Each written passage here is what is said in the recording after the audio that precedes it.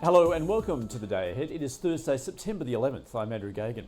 Well, the local share market is set to open lower this morning with ASX futures down almost 0.25%. MSCI's global stock index hit a record high overnight, and geopolitical uncertainty has further boosted oil prices and gold, following Israel's attack on Hamas leadership in Qatar and Poland shooting down Russian drones over its territory. US Treasury yields touched their lowest level since April after softer than expected US inflation data boosted hopes for the Fed to cut interest rates. That also saw the S&P 500 and Nasdaq extend their record highs. Oracle shares soared 36% in its biggest one-day percentage gain in more than 30 years, after the tech company pointed to a demand surge from AI firms for its cloud services. The share price appreciation has seen Oracle's co-founder Larry Ellison overtake Elon Musk as the world's richest person. AI-related chip stocks rallied, including Nvidia, Broadcom and Advanced Micro Devices. However, Apple declined, sliding for a fourth straight session.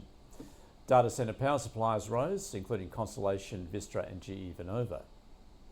Synopsys shares tumbled 36% in its biggest one-day decline on record, after the chip design software provider missed Wall Street estimates for quarterly revenue, rival Cadence Design Systems also falling.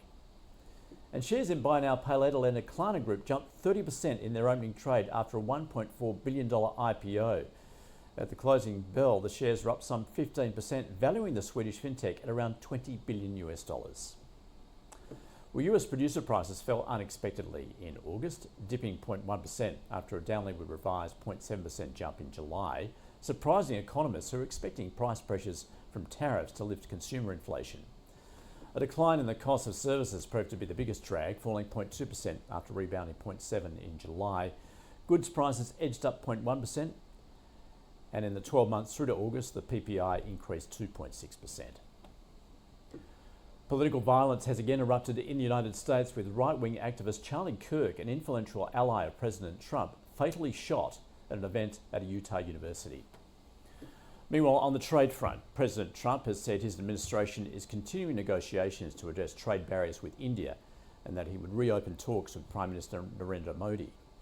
And the European Union has pushed back on President Trump's demands that it impose crippling tariffs on India or China, the main buyers of Russian oil.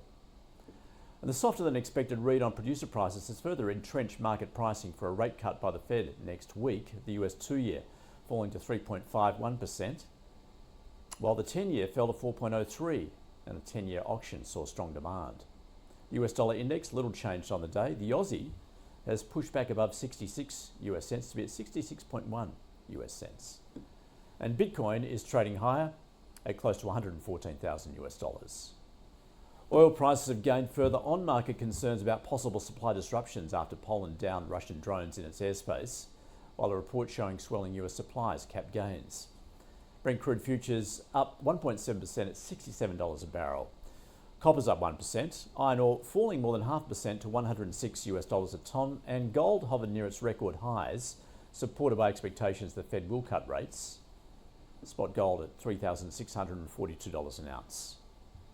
Locally today, we had CBA household spending insights, and those stocks trading ex-dividend include Air New Zealand, Breville, Kogan, Nine Entertainment, Perpetual, SGH, Westgold and XRF.